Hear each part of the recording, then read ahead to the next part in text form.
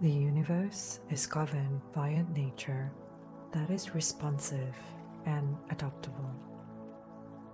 The intelligence that directs it contains no trace of malice or wrongdoing.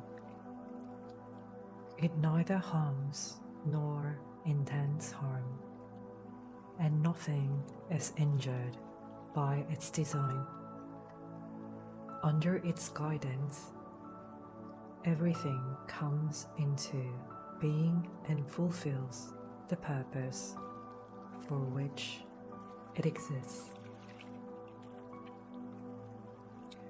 Whatever your circumstances, do the work that belongs to you.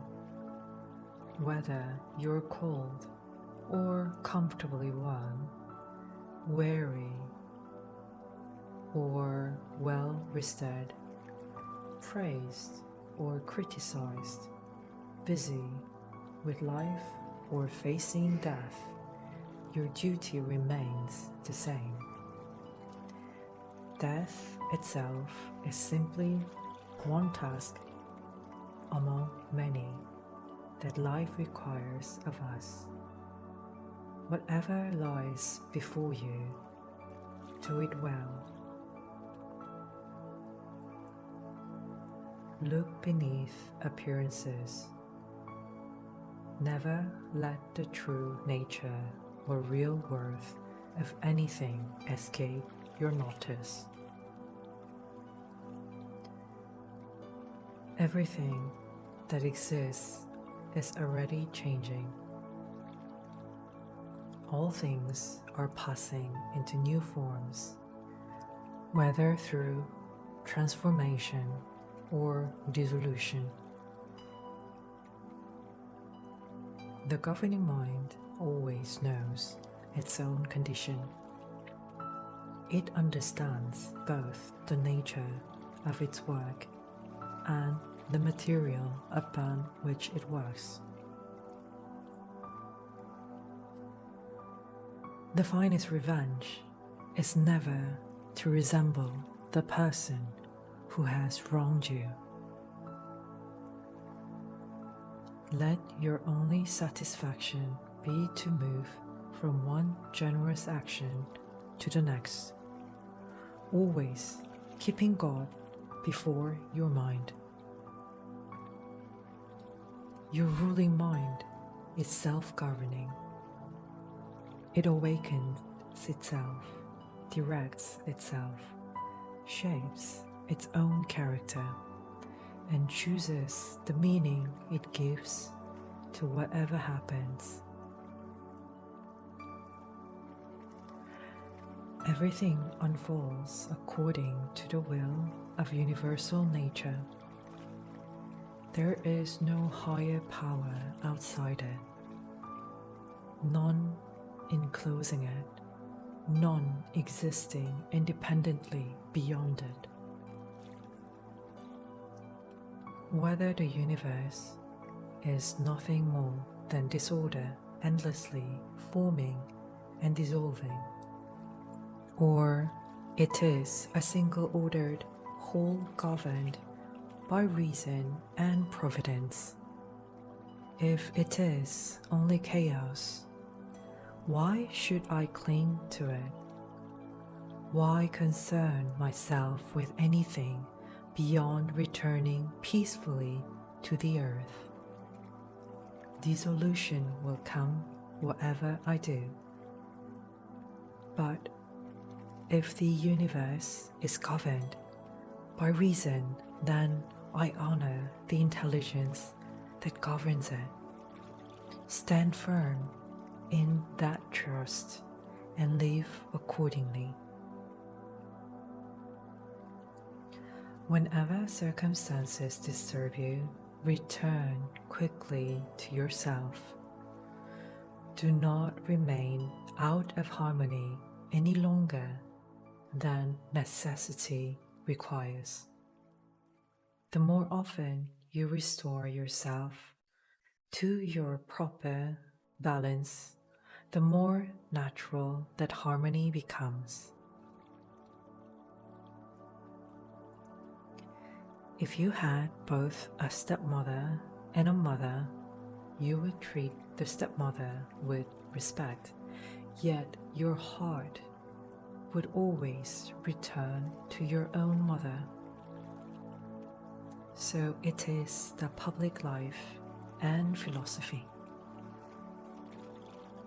Your public duties are your stepmother. Philosophy is your true mother. Return to her often. Let her restore your spirit so that you may better endure public life and better fulfill your place within it.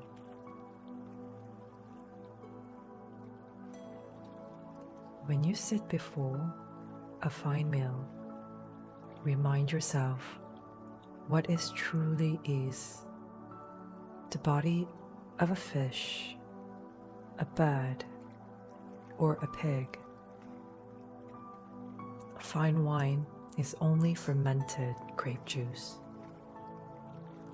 A royal purple robe is simply sheep's wool stained with the blood of shellfish. To strip things back to what they truly are is to loosen the spell they cast over us. Do this throughout life. Whenever something appears especially desirable, remove the decoration from it and look directly at its reality. Vanity is a master of deception, and nowhere is it more dangerous than when it disguises itself as something noble. Remember what Crates said about Xenocrates. What most people admire belongs to only a few familiar kinds. Some admire things held together by mere structure: stone, timber, vines, olive trees. Others admire living creatures, flocks, herds, and animals. Those of somewhat finer taste admire intelligence, but only when it appears as skill, craftsmanship, or particular ability. Sometimes they admire it only because it belongs to those who serve them. But the person who values reason itself as a universal and social principle cares little for these lesser objects of admiration.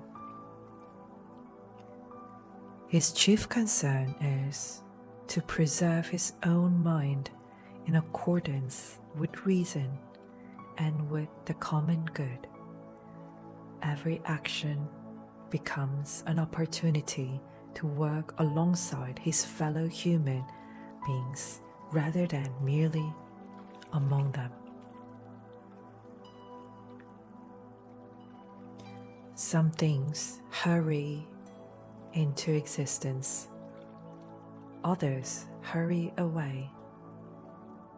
Even as something is born, part of it is already dying. Everything is in continual flux. Change renews the world just as the uninterrupted flow of time continually reveals another fragment of eternity. Is such a rushing current what is truly worth clinging to? To become attached to anything passing by is like falling in love with a sparrow already disappearing into the distance. Our own life is scarcely more substantial. A little warm breath, a little movement of blood. Each breath we draw repeats the first breath we took at birth, and one day we shall quietly return it to the source from which it came. Simply growing like a plant, breathing like an animal, responding to instinct, following appetite, living in herds, eating and excreting. None of this makes us fully human, nor is applause worth seeking. The clapping of hands differs little from the clatter of tongues, and public praise is merely another form of noise. So abandon the pursuit of fame. What then deserves to be valued? To act or refrain from acting in complete accordance with your own rational nature. Every craft aims to produce something perfectly suited to its purpose. The gardener, the vine grower, the horse trainer, and the teacher all work towards this same end. Human life is no different. Once you make this your measure, you will need nothing else. If you continue chasing everything people admire, you will never know freedom, independence, or peace. You will envy those who possesses what you desire, fear those who might take it away, and resent both fortune and other people. But if you learn to honor your own rational mind above everything else, you will live in harmony with yourself, in fellowship with humanity, and in gratitude towards the gods for whatever they choose to give.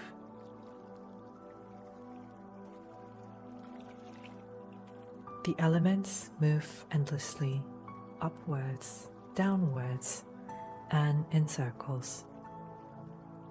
Virtue follows no such course. Its path is higher, quieter, and directed by a wisdom that is not always easy for us to understand. How strange people are! They hesitate to praise those living beside them, yet spend their lives longing for the praise of people not yet born, people they will never meet, and who will never know them. It makes no more sense than grieving because we cannot hear our ancestors praising us. Whenever something seems impossibly difficult, do not conclude that it lies beyond human capacity. If another human being can achieve it, if it belongs to our shared nature, then believe that you, too, may reach it.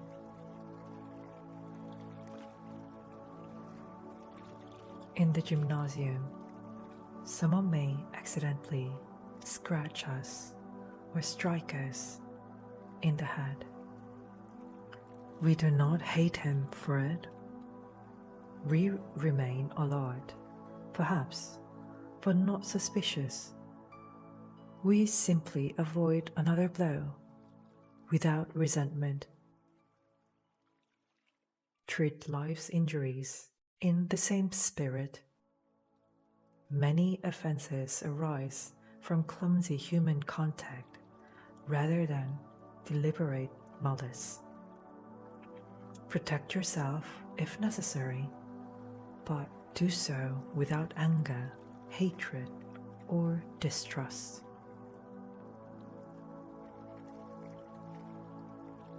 If anyone can show me that I am mistaken in thought or action, I will gladly change. It is truth that I seek, and truth has never harmed anyone.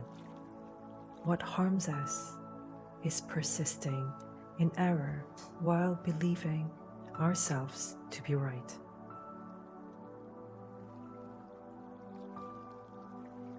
I do what duty requires of me. Everything else, whether lifeless, irrational, or ruled by ignorance, need not disturb my peace. Treat animals and all material things with the calm confidence that belongs to the rational being using what lacks reason. Treat human beings differently. They share reason with us, so deal with them in a spirit of fellowship. In everything undertaking, ask the gods for their guidance, but do not concern yourself with how long the work may take. Even 3 well-spent hours may be enough.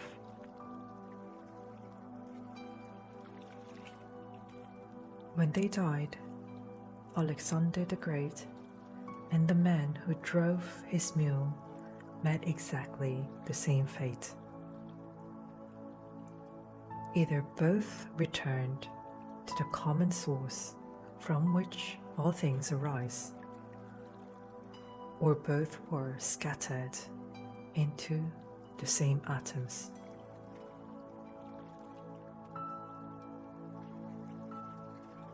Think of all that is happening within you at this very moment. Your body performs countless unseen processes. Your mind is alive with thoughts, memories, judgments, and desires. When you reflect on this hidden multitude within a single person, you will find it less astonishing that the universe itself contains infinitely greater activity, all unfolding together within one living whole.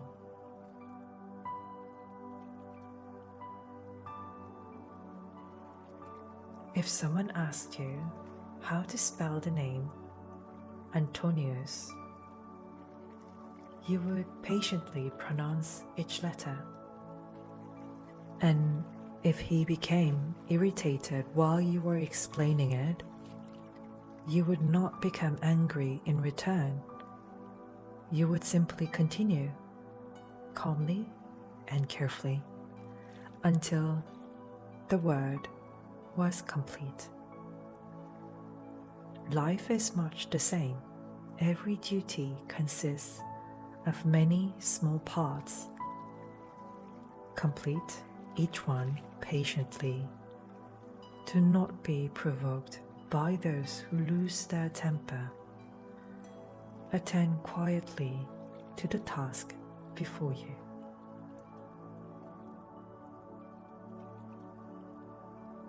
Is it not strange to become angry because people pursue what they believe to be good for themselves?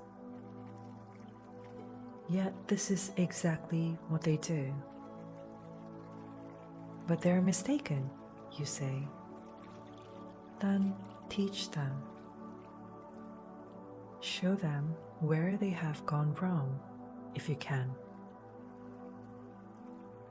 But do so without anger.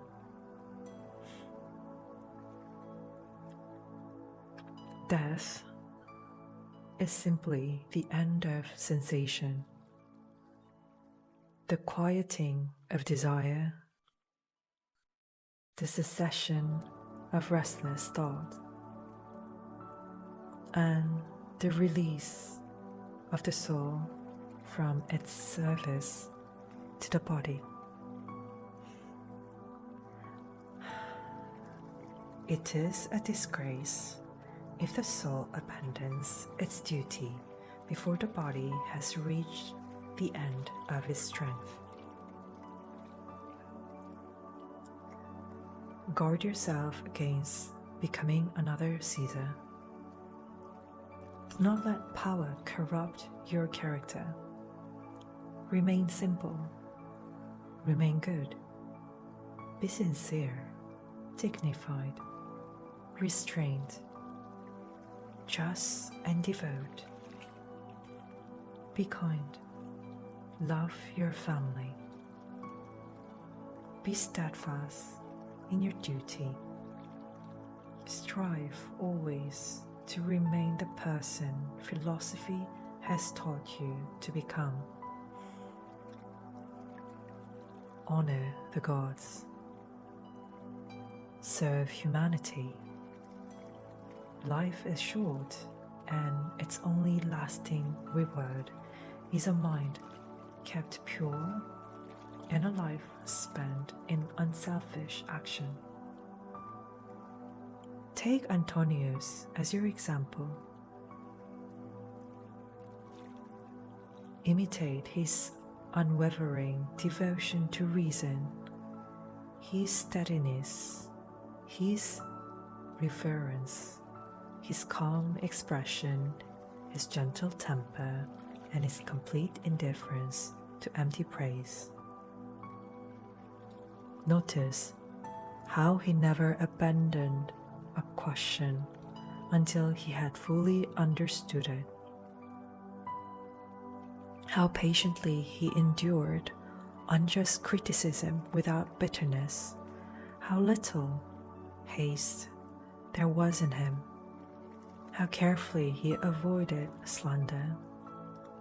How closely he observed both people and events. How reluctant he was to condemn anyone. How free he remained from suspicion, fear, pretense. How content he was with simple surroundings, plain clothing, modest food, and few possessions. How tirelessly he worked, how rarely he gave way to anger, how disciplined his habits were, how loyal he was in friendship, how grateful he was those who corrected him, how deeply religious he remained without ever becoming superstitious.